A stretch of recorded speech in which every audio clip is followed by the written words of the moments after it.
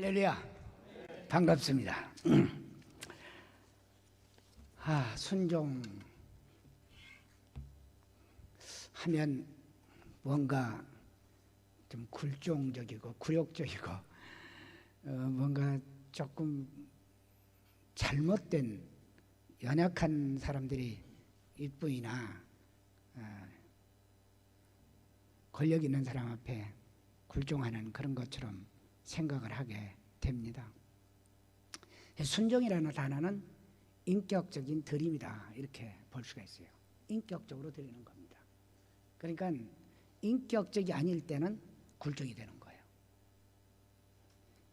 인격적으로 자신을 드리면 순종이지만 인격적이 아니고 강제나 어떤 다른 어떤 특별한 목적 때문에 자신을 드리는 것은 그야말로 참 자신을 사고 파는 거죠. 굴종이 되는 거죠. 잘 되면 잘 팔려서 잘 되는 거고 못 되면 비굴하게 되는 거죠. 그래서 순종이라는 단어를 우리가 많이 사용해 오고 있는데 과연 순종이 드리기만 하는 거냐? 순종은 그야말로 그 용어 단어 그대로 국어사전적으로 자신을 드리기만 하는 거냐? 예, 1차적으로 드리는 겁니다. 그 드림에 따르는 반대급부가 능력으로 나타난다는 거죠. 이게 이제 주 앞에서 순종하고 예수님 앞에 우리가 말씀 속에 말씀 안에 순종할 때 능력으로 나타난다는 거죠. 다른 것에 순종하면 절대로 능력으로 나타나지 않아요.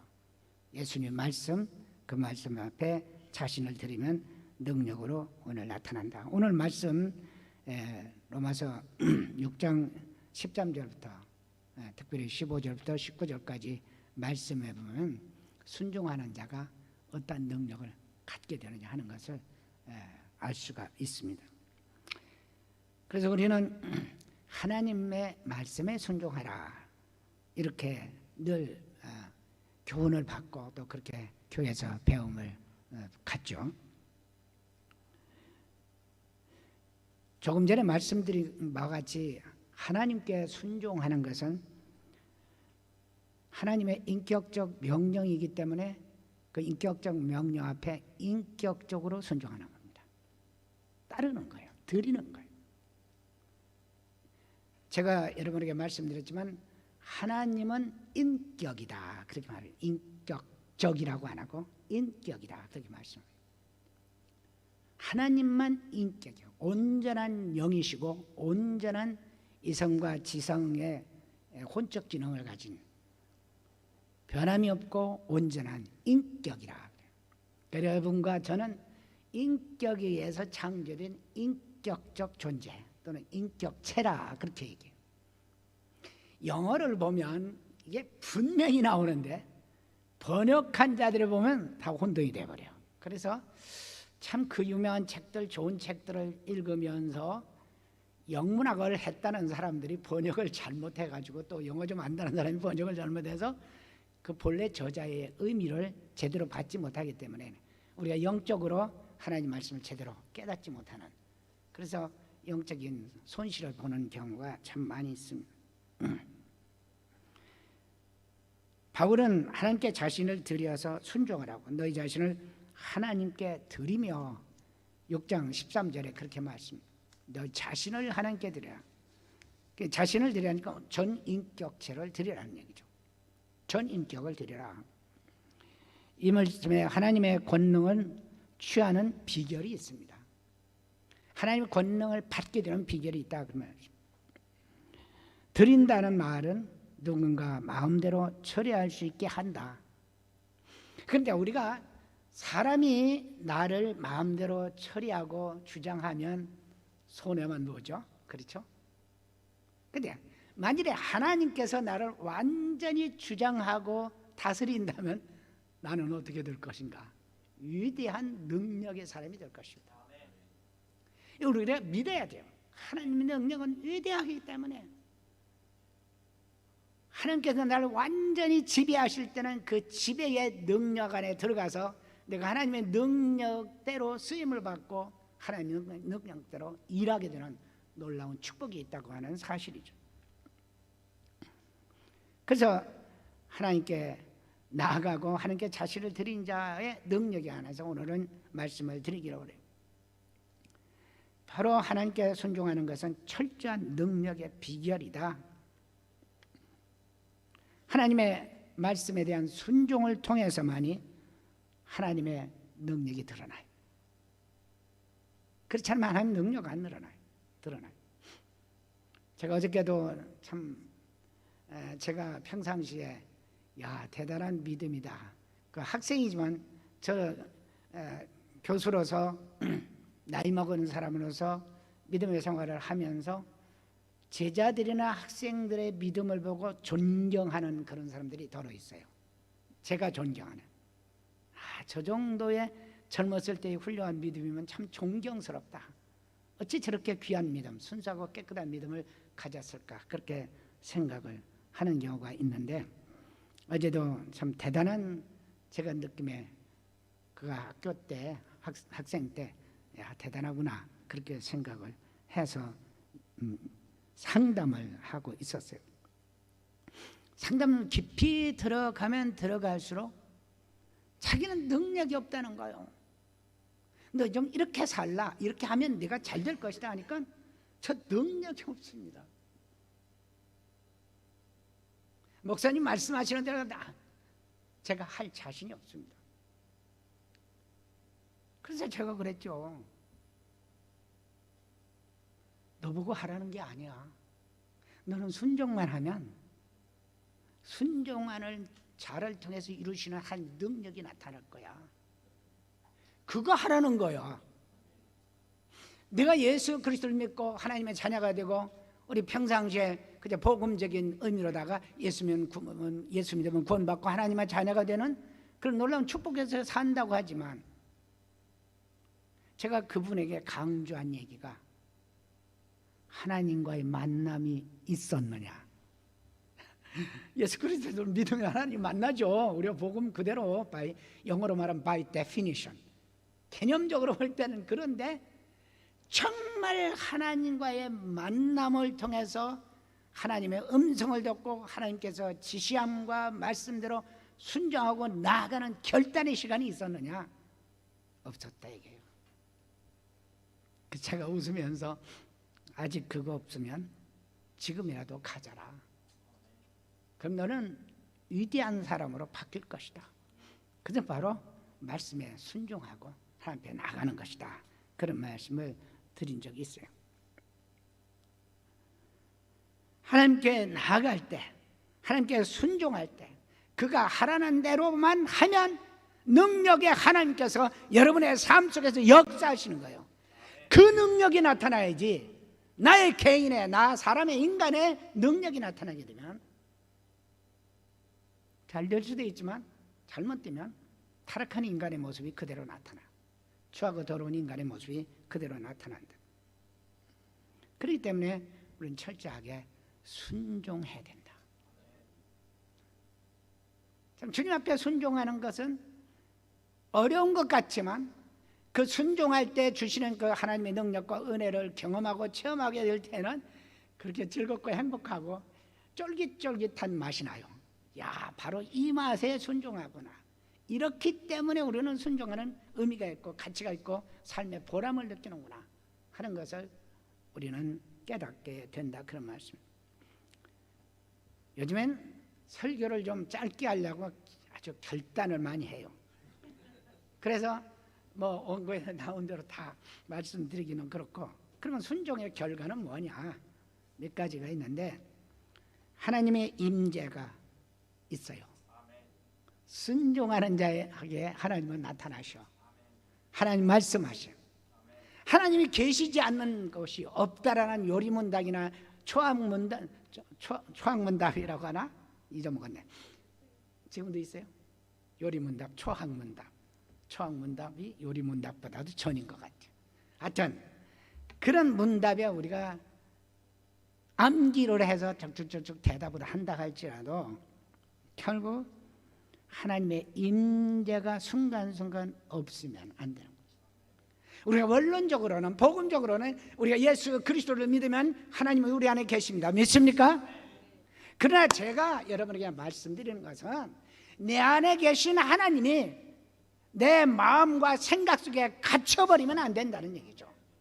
그 하나님이 내 밖으로 나오셔서 나와 옆에, 뒤에, 앞서 행하시면서 나의 길을 인도하시고 내게 말씀하시고 그 말씀대로 따라갈 때, 순종할 때 내게 나타나는 능력이 나타나는 그런 실질적으로 만남에, 우리 침례교에서는 경험하는 그런 단어를 쓰죠. 만남의 삶이 있지 않으면 안 된다. 그렇게 되면 결국 문제가 해결되는 거죠. 우리 어떤 문제를 가졌다 할지라도 그 문제를 보시고 하나님께 순종하는 귀한 하나님의 아들과 딸이 문제 때문에 고통을 당하면 누가 손해요? 하나님의 손해세요. 순종하는 내 아들과 딸이 어떤 문제로 고통을 당하면 하나님의 손해예요. 그러니까 하나님께서는 그 문제를 내가 기도하든지 기도하든 않든지 특별히 기도할 때는 특별히 케어해 주시고 치료해 주시고 문제를 제거해 주시는 은혜가 있다, 그런 말씀입니다. 그렇기 때문에 하나님은 빛이시며 그에게는 어둠이 조금도 없으시다라는 요한일서 1장 5절을 볼 때 생각하면서 빛이신 하나님께서는 어두움을 도무지 허락지 아니하신다. 우리 삶 속에서 그런 믿음을 가지고 우리가 순종하며 나갈 때 우리 사도행전 5장 32절 말씀에서도 베드로가 이렇게 말하죠.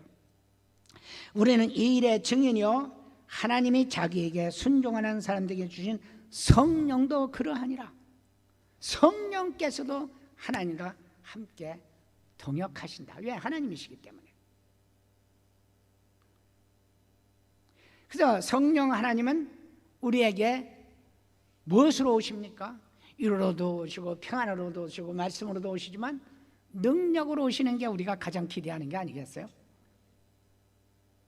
우리가 조금 전에도 말씀드렸지만 우리가 예수 그리스도를 믿으면 성령이 우리 안에 계셔요. 그건 원론이에요. 그건 기본적인 믿음이에요.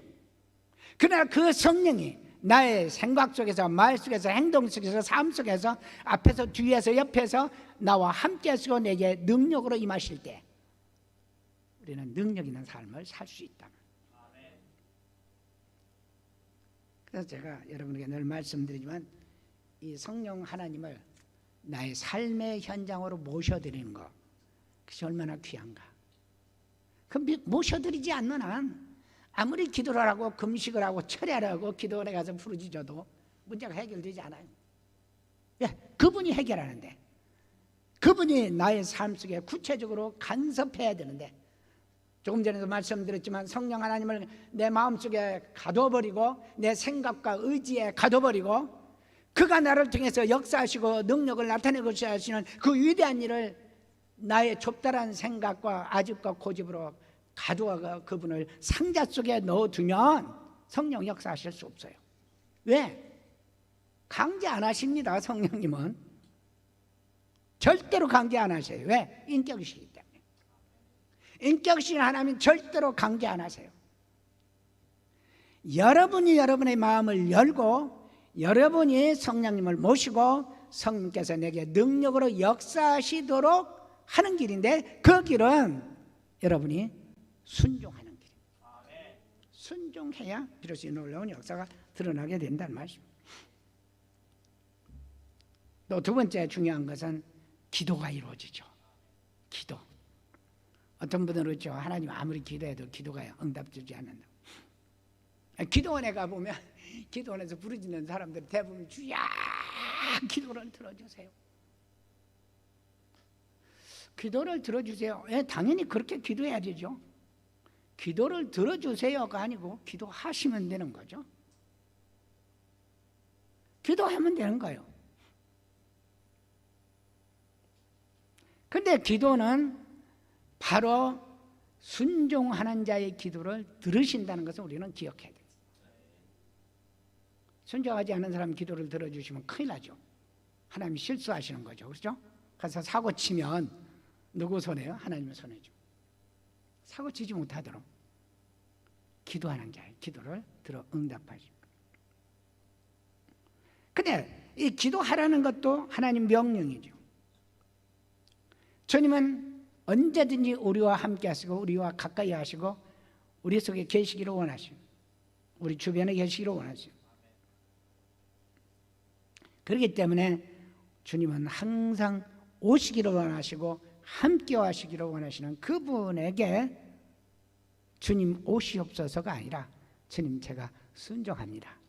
그러면 순종하는 자를 보시기 위해서 오시는 거예요.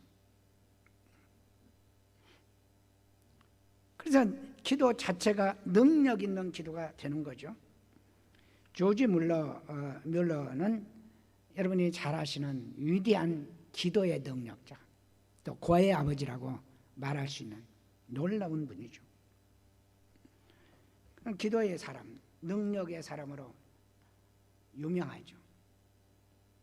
그는 하나님의 뜻을 알려고 매일같이 기도하고 하나님 뜻에 맡기려고 매일같이 기도하고 묵상했던 사람입니다.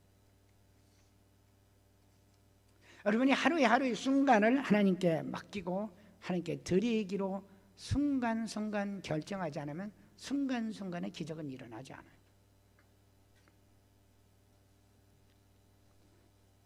하나님께 순종한 사람에게는 기쁨이 충만하죠. 이건 분명하죠. 불순종할 때 얼마나 기쁨이 사라지는 줄 아세요? 죄의식 때문에. 죄의식뿐만 아니라 자존감도 상실되죠. 그렇지 않아서 너 뭐야? 이 문제 가지고 이렇게 네가 시달리고 있어? 말이 안 되는 거죠. 그럼 주님 앞에 순종하면 주님께서는 기쁨이 충만하도록 우리에게 은혜를 베풀어 주신답니다. 내가 아버지의 계명을 지켜 그의 사랑 안에 거하는 것 같이 너희도 내 계명을 지키면 내 사랑 안에 거하리니 내가 이것을 너희에게 이루면 내 기쁨이 너희 안에 있어 너희 기쁨을 충만하게 하려면. 다시 말해 내 계명을 지켜, 순종을 말씀하는 거죠. 주님의 계명. 주님의 계명은 뭡니까? 가장 큰 것은 하나님 사랑, 이웃 사랑이죠. 그런데 우리가 예배하고 주님 앞에 나와서 공부하고 크리스찬이라고 말하면서 과연 하나님의 사랑 얼마나 가지고 있는가? 과연 형제에 대한 사랑을 얼마나 가지고 있는가? 우리는 종종 생각합니다. 순종하면 많은 희생이 따를 거다. 그러나 아셔야 돼요. 희생보다 반드시 큰 보상이 있다는 것. 그 쫄깃쫄깃한 맛을 보지 못하면 예수 믿을 재미가 없어요. 그냥 구원만 받고 그냥 천국만 가고 마는 거지 이 세상에서 즐겁고 행복하고 기쁨 충만한 삶을 누리기가 힘들다고만. 순종을 통해서 많은 희생이 지불된다 할지라도 그의 보상하시는 하나님의 능력을 경험할 때 훨씬 더 크다는 거죠. 너희 자신을 하나님께 드리며 살라라고 로마서 6장 13절에 말씀하시고 여러 인하여 기뻐하는 것이 우리의 힘이라고 말씀하시고, 기뻐한다는 말은 무슨 말이에요? 순종한다는 말이죠. 그렇죠?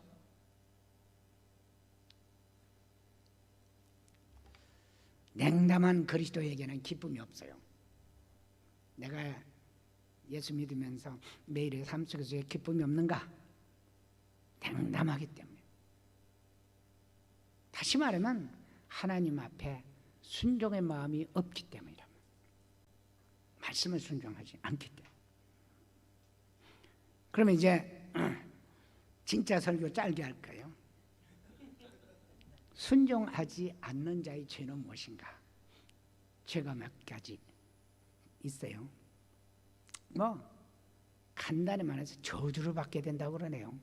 저주, curse. 신명기 28장 15절부터 19절 보면 네가 만일 내 하나님 여호와의 말씀을 순종하지 아니하여 내가 오늘날 내게 명하는 그 모든 명령과 규례를 지켜 행하지 아니하면 이 모든 저주가 네게 임하고. 무서운 거죠. 그럼 여러분, 기본적인 저주는 면했다는 것을 기억하시기 바랍니다. 율법에서 신명기에서 말하는 거, 그 기본적인 저주는 여러분 면했습니다. 예수 믿으라는 말씀에 순종했기 때문에. 죽음의 저주는 여러분이 면했어요. 영원히 죽음으로 가는, 지옥에 가는 저주는 여러분이 면했습니다. 믿으시면 아멘 하시기 바랍니다. 그러나 생활 속에서도 같은 논리로 적용하라는 거죠. 삶 속에서도 하나님 말씀을 구체적으로 순종해 나아가면 축복이 임하고 하나님 말씀하신 대로 이루어지지만, 그렇지 못할 때는 하나님이 저주는 주시지 않지만 도우시는 일을 수독하세요. 돕질 않으세요. 내 마음대로 해봐라. 그러면 다쳐보고 아파보고 고통 당해보고 마귀의 유혹과 사탄의 억눌림 속에 고통을 당해봐라. 기다리시는 거예요. 우리 주님께 돌아와서 순종할 때까지.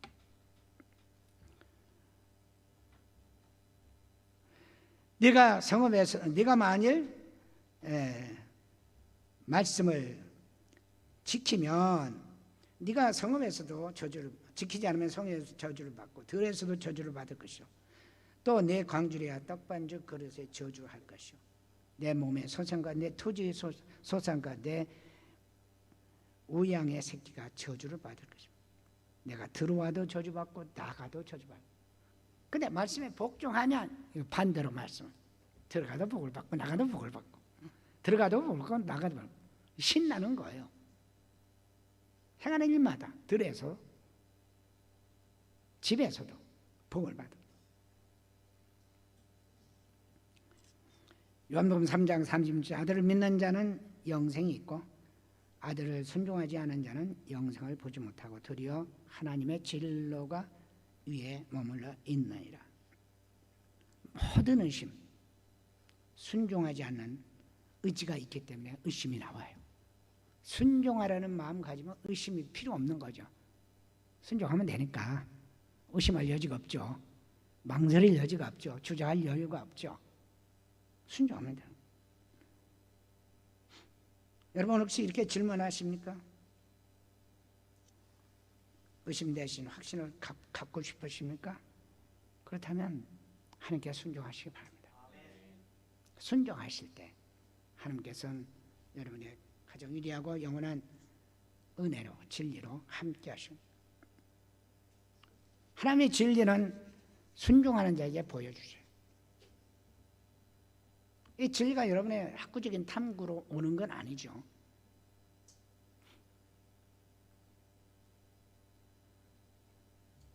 하나님께 철저히 순종하며 눈이 밝아진 사람이 있다면 그 사람은 진리를 깨달을 수 있게 돼요.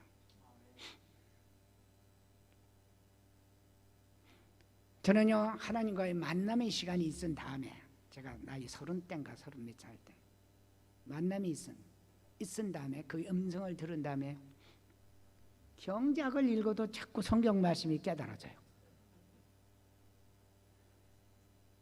성경을 읽어도 경작이 깨달아져요.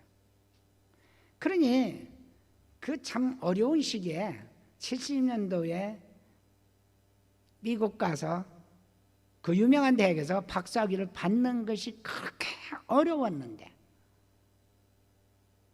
하나님 말씀에 순종하고 말씀을 보면서 말씀 속에서 경작이 깨달아지고, 경작에서 이것이 하나님 말씀에는 이렇게 적용되겠다고 깨달아집니다. 그렇기 때문에 어려움 속에서도 공부할 수 있었죠. 진리는 하나님 말씀입니다. 하나님 말씀 외에는 아무런 진리가 없어요.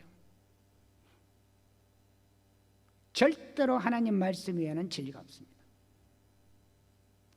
대학에서 가르치는 것 100% 거짓말이에요. 그럴 때는 어떤 학생이, 그러면 대학 왜 다녀야 됩니까? 그래서 세상이 그런 세상이니까 거기서 살아가기 위해서, 그래도 복음을 전하기 위해서 그 대학을 다니고 그것에서 좋은 성적을 나타내고, 그러나 그것이 진리는 아니라는 것을 분명히 알아라. 제가 그렇게 얘기해요. 그러므로 우리는 다시 순종의 능력을 회복시켜야 됩니다. 여러분, 어렵지만 하십시오. 성령께서 말씀하실 때 순종하십시오. 말씀을 읽는 동안에 깨달을 때 순종하십시오. 설교를 듣는 동안에 깨달을 때 순종하십시오. 믿음의 동료가 같이 대화 중에 말할 때 깨닫는 대로 순종하십시오. 자연의 현상과 모든 자연에 돌아가는 상황들을 보면서 그 속에서 하나님께서 말씀하실 때 순종하십시오. 자연 현상이라고 넘기지 마시고, 여러분의 마음속에 하나님의 음성으로 들려올 때 순종하십시오.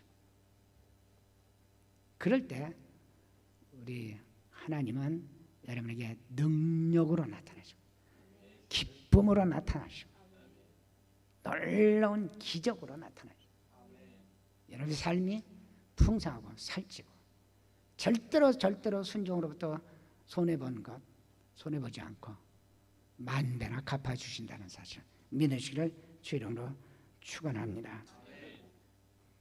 철저히 순종하는 사람은 영의 사람입니다. 영의 눈이 떠 있는 사람. 하나님께 맡길 때, 순종할 때 모든 의심과 두려움과 괴로움과 장래에 대한 불확실성이 해결됩니다. 기도합니다. 사랑의 주님, 은혜를 진실로 감사드립니다. 참으로 부자고 연약한 종을 세우셔서 귀한 믿음의 아들과 딸들에게 말씀을 증거하게 하심을 감사드립니다. 주 하나님, 이 말씀에 주님 성령으로 기름 부으셔서 저희들 가슴 속에서 순종의 마음으로 싹 트서 순종함을 통해서 능력의 사람들이 될 수 있도록 축복해 주시옵소서. 순종하는 것이 절대로 손해가 아니라 엄청난 능력과 기쁨과 희망이 된다는 사실을 믿고 순종하며 나아가는 주의 자녀들에게 축복해 주시옵소서. 예수님 귀하신 이름으로 기도합니다. 아멘. 감사합니다.